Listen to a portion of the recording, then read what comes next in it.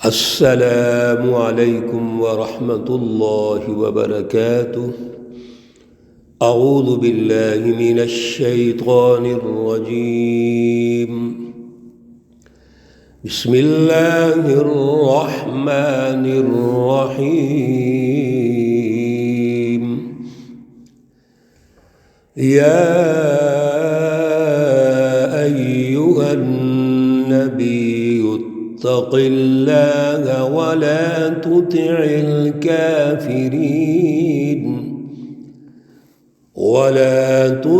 الكافرین والمنافقین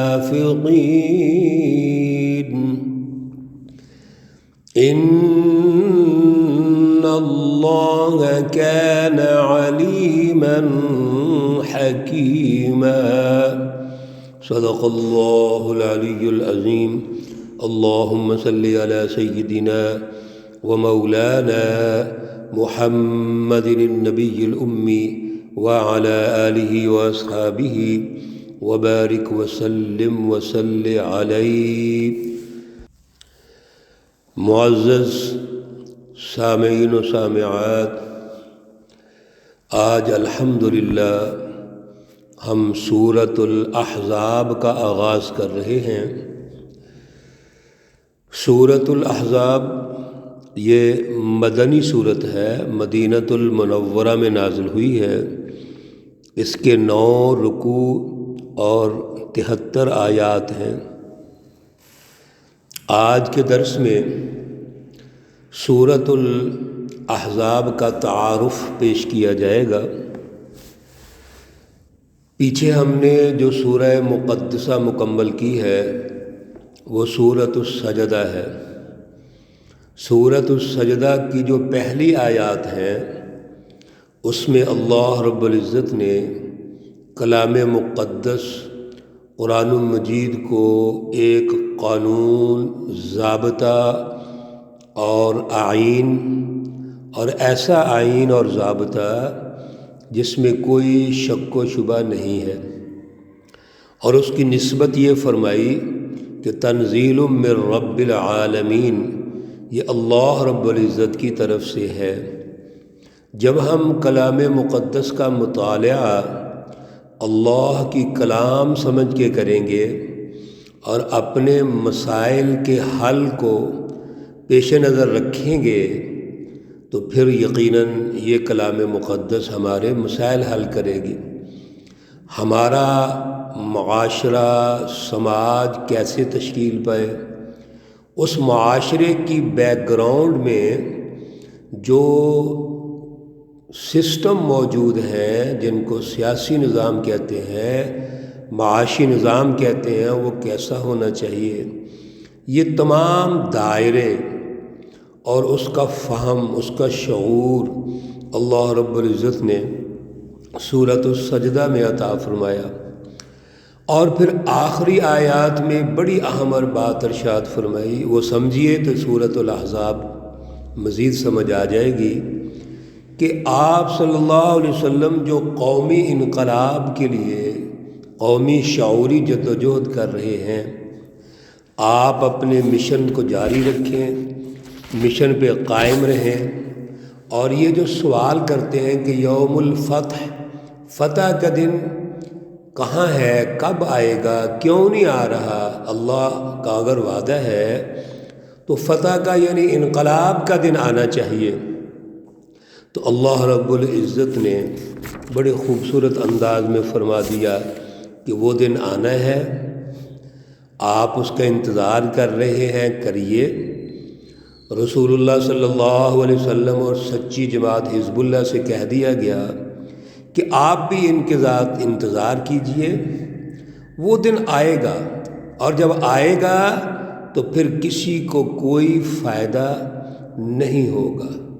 یہ جتنے مخالفین، مشرکین، کفار، منافقین ہیں، وہ اس وقت ذلیل و خوار ہوں گے۔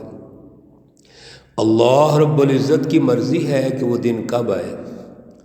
میرے عزیز دوستوں، ساتھیوں، بہنوں، اللہ رب العزت کے پیارے رسول اکرم صلی اللہ علیہ وسلم اور سچی جماعت صحابہ، اپنی مسلسل جد و جہد کے مراحل سے آگے بڑھ رہے ہیں۔ حضور اکرم صلی اللہ علیہ وسلم نے پہلا جو غزوہ، جس کو غزوہ بدر کہتے ہیں، یہ یوم الفتح، پہلا دن، فتح کا دن، اللہ نے آپ کو انعام کے طور پر وہ عطا فرمایا۔ سن 2 ہجری کا واقعہ ہے۔ سن 3 ہجری میں غزوہ احد ہوتا ہے۔ غزوہ احد کے بعد کفار مکہ، مشرکین مکہ نے یہ پلان کیا کہ اب ہمیں کوئی اپنا اتحاد بنانا چاہیے، جس کو اپنے لفظوں میں قومی اتحاد کہتے ہیں۔ یعنی قومی سطح پر جتنی بھی جماعتیں ہیں ان کو اکٹھا کر لینا چاہیے۔ وہ مکہ المکرمہ کے کفار، مشرکین، اس کے علاوہ دیگر ان کی حلیف جماعتیں، اور پھر مدینہ المنورہ کے اندر جو یہودی ساز باز کرتے ہیں، عبداللہ بن ابی جن کا لیڈر ہے، یہ سارے مل کر ایک اتحاد بناتے ہیں، اور اس اتحاد کے پیش نظر ایک ہی بات ہے، ایک سوچ رکھتے ہیں، ایک ویژن رکھتے ہیں، اور وہ یہ ہے کہ محمد صلی اللہ علیہ وسلم جو آگے بڑھتے جا رہے ہیں ان کو کسی طریقے سے روکا جائے۔ ریاست مدینہ تشکیل ہونے کے بعد غزوہ بدر اور غزوہ احد ہو چکا ہے، اب یہ مزید آگے بڑھتا جا رہا ہے، اس کی سیاسی قوت بڑی مضبوط ہوتی جا رہی ہے اور بلکہ آگے بڑھتی جا رہی ہے، تو اس کو کسی طریقے سے روکیں۔ انہوں نے مل کر ایک پلان تیار کیا۔ حزب جماعت کو کہتے ہیں، احزاب اس کی جمع ہے جس کو جماعتیں کہتے ہیں۔ تو یہ ساری جماعتیں مل کر، اکٹھی ہو کر، متحد ہو کر ایک پلان تیار کرتی ہیں کہ محمد صلی اللہ علیہ وسلم اور اس کی جماعت کو، اور جو ریاست مدینہ قائم ہو چکی ہے اور وہ ہمارے مقابلے میں ہے، تو اس کو مل کر شکست دیتے ہیں۔ چنانچہ ان تمام جماعتوں نے جو حجازی اور قومی اتحاد بنایا، اس اتحاد نے کس طرح اقدام کیا، پھر اس اتحاد کو اللہ رب العزت نے کیسے روکا، اس کو روکنے کے لیے رسول اللہ صلی اللہ علیہ وسلم کی جو جد و جہد اور محنت ہے وہ کس طرح ہوئی، کیا اس کا طریقہ ہوا، یہ سارا جو پس منظر اور پھر پیش منظر، جو پیش آمدہ حالات ہیں، اللہ رب العزت نے سورۃ الاحزاب میں ہمیں سمجھائے ہیں۔ اسی سورۃ الاحزاب کا دوسرا نام غزوہ خندق بھی ہے۔ خندق کھودی گئی تو اس کی بھی تفصیل اسی میں آتی ہے کہ جس وقت رسول اللہ صلی اللہ علیہ وسلم نے دفاعی سطح پر اپنی پوزیشن سنبھالی اور صحابہ کرام سے مشورہ ہوا کہ مزید ہم ان کا کس طرح دفاع کر سکتے ہیں، یہ چاروں طرف سے ہم پہ حملہ آور ہونا جا رہے ہیں اور ساری جماعتیں مل گئیں، تو کس طرح ہم ان کا دفاع کریں۔ تو وہاں پر حضرت سلمان فارسی رضی اللہ تعالیٰ عنہ کے مشورے سے یہ مشورہ طے پایا کہ ہم خندق کھودتے ہیں۔ وہ خندق کھودی گئی، اس کو نام غزوہ خندق بھی ہے۔ میرے عزیز ساتھیو، دوستو، اس عنوان کے تحت اللہ رب العزت نے جب یہ ساری جماعتیں مل کر حملہ آور ہوتی ہیں تو اللہ رب العزت نے رسول اللہ صلی اللہ علیہ وسلم اور جماعت صحابہ کو فتح سے ہمکنار فرمایا۔ اس کی تفصیلات انشاءاللہ العزیز ہم آگے تسلسل کے ساتھ سنیں گے۔ پھر اس سورہ مقدسہ میں کچھ داخلی جو جماعت کی مضبوطی ہے اور وہ کیسے مضبوط ہونی ہے، کون سے مراحل ہیں، کوئی کمزوری ہے اگر تو وہ کیا ہے، تو اللہ رب العزت اس کو بھی ارشاد فرمائیں گے، رہنمائی دیں گے، تربیت فرمائیں گے۔ پھر اس کے عنوان کے تحت ایسی رسوم موجود تھیں، روایات موجود تھیں جو جاہلیت کے دور کی تھیں، اور وہ اس سچی جماعت کے اندر بھی موجود تھیں، کیونکہ کچھ روایات جو پیچھے سے چلی آ رہی تھیں ان کو روکنا ضروری ہے، اور وہ غلط تھی، بڑی بھیانک روایات ہیں وہ۔ اللہ رب العزت اس کے حوالے سے بھی سورہ مقدسہ میں ہمیں رہنمائی دیں گے۔ تو یہ ایک ترتیب کے ساتھ اللہ رب العزت کی رہنمائی ہے، احزاب کا پس منظر، پیش منظر اور نتائج، اور پھر رسوم، روایات جو بڑی بھیانک اور خطرناک ہیں ان کا تعارف، اور اس کی پلاننگ اللہ رب العزت نے رہنمائی ارشاد فرما دی۔ اور جماعت کا جو داخلی نظام ہے وہ کتنا مضبوط ہونا چاہیے، کس طرح ہونا چاہیے، اللہ رب العزت نے اس کی رہنمائی ارشاد فرما دی ہے۔